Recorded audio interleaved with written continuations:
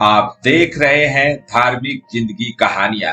और आज की कहानी है जैसी करनी वैसी भरनी। धर्मपुर नाम का एक गांव था, लेकिन उस गांव में रहता भोला राम अपने धर्म से चूक गया था। भोला राम की एक माँ थी जो अपने पति की मृत्यु के बाद भोला राम को अकेले पालकर और खेत खलिहान का सारा कारोबार संभाल कर सारी संपत्ति जमा की और खुद मेहनत करके दिन गुजारा किया। अब भोला राम बड़ा हो चुका था और सारा कारोबार भी संभालने लगा था। इसीलिए माँ गंगा देवी ने अब भोला राम की शादी करने की सोची।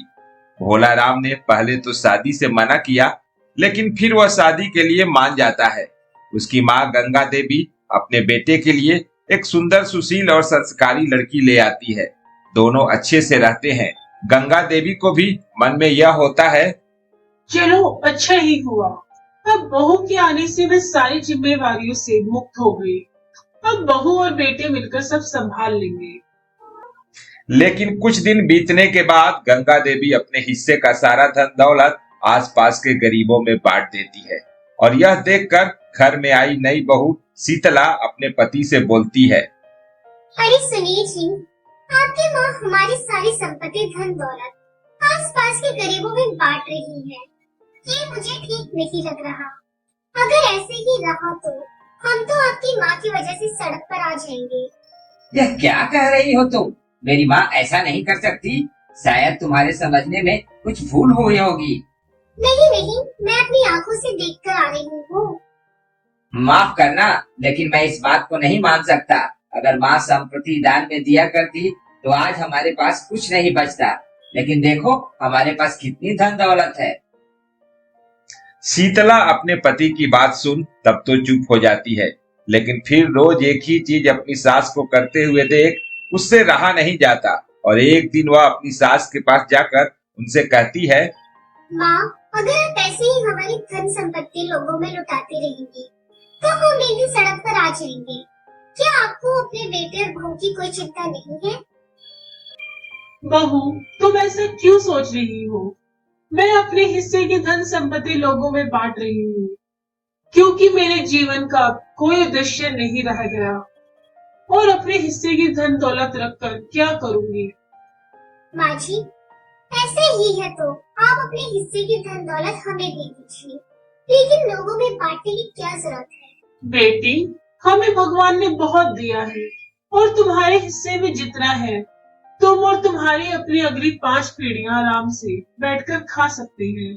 लेकिन मैं अपने हिस्से की संपत्ति से जो करना है करूं। तुम्हें उसके लिए कोई दुख नहीं होना चाहिए। शीतला बहू अपने सास की बात सुनकर वहां से उस दिन चुपचाप चली जाती है। फिर वह इंतजार करती है कि कब अपनी सास की सारी संपत्ति खत्म हो और अपनी सास को सबक सिखाए। ऐसे ही कुछ महीने बीत जाते हैं और बहू के आए 1 साल हो जाता है। अब गंगा देवी के पास अपनी कोई संपत्ति नहीं बचती। वह अपने बेटे के आधार पर रहती है, क्योंकि उसने अपने हिस्से की सारी संपत्ति लोगों में बांट दी थी।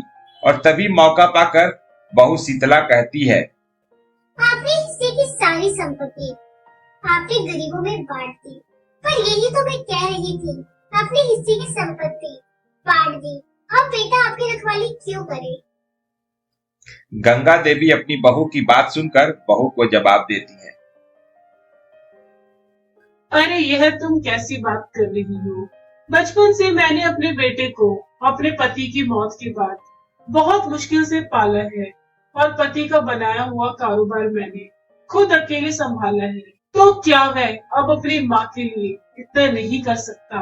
बुढ़ापे में उसका सहारा नहीं बन सकता? माँ और पत्नी के बीच में बहस होते देख बेटा अंदर से बाहर आता है और वह दोनों की आपस में बहस ध्यान से सुनता है। फिर पत्नी अपने पति से कहती है, माँ जी ने पहले खुद ही अपनी धन दौलत लोगों में लुटा दी और अब वह हम पर बोझ बनने जा रही है। यह मैं कभी नहीं होने दे सकती। देख बेटा, तू अपनी पत्नी से कह दे, यह संपत्ति तेरी माँ ने बड़ी ही मुश्किल से मेहनत करके बनाई है, तो इसमें जितना हक तेरा है उसका है, उतना ही हक मेरा भी है। देखिए जी, अगर आपने मेरी बात नहीं मानी तो मैं अपने मायके चली जाऊंगी और फिर वापस लौट के नहीं आऊंगी। मैंने आपको बताया नहीं कि मैं माँ बनने वाली हूँ। अब यह बात सुनकर बेटा बहक जाता है और अपनी पत्नी का पक्ष लेते हुए अपनी माँ को साफ साफ कहता है, आप जब अपनी संपत्ति लोगों में बांट ही चुकी हैं, तो उन्हीं लोगों के बीच जाकर रहिए जिनको आपने अपनी संपत्ति बांट दी है। मैं अब आपको इस घर में नहीं रख सकता, क्योंकि अगर आप इस घर में रही तो मेरी पत्नी अपने बच्चे के साथ मायके चली जाएगी और मैं यहाँ अकेले रह जाऊंगा, बेसहारा हो जाऊंगा। अपने बेटे की ऐसी कठोर वाणी सुनकर गंगा देवी के आंखों में आंसू आ जाता है और वह अपनी पोटली लेकर घर से निकल जाती है। रास्ते में उसको एक इंसान मिलता है और उससे कहता है, अरे अम्मा जी, आपने हम पर बहुत उपकार किया है, लेकिन आप इतने सादे कपड़ों में अपनी पोटली लिए कहाँ जा रही हैं? गंगा देवी आंख में अश्रु लिए उस भले आदमी को अपने बेटे और बहू की करतूत बताती है। तो वह भला आदमी गंगा देवी को अपना घर ले आता है, क्योंकि एक समय पर गंगा देवी ने उस भले आदमी की बहुत मदद की थी। ऐसे ही समय गुजरता है और एक दिन शीतला के पड़ोस में एक नई पड़ोसी रहने आती है। उसका 1-2 साल का बेटा होता है और वह अपने बेटे से खूब प्यार करती है, लेकिन उतना ही उसके जिद करने पर डांट भी लगाती है। ऐसे में शीतला का भी 1 साल का बेटा होता है, वह भी अपने बेटे से खूब प्यार करती है। शीतला अपनी पड़ोसन के साथ घुल मिल जाती है, लेकिन एक दिन जब पड़ोसन अपने बेटे को धमका रही थी तो शीतला बोली, यह तुम गलत कर रही हो बहन।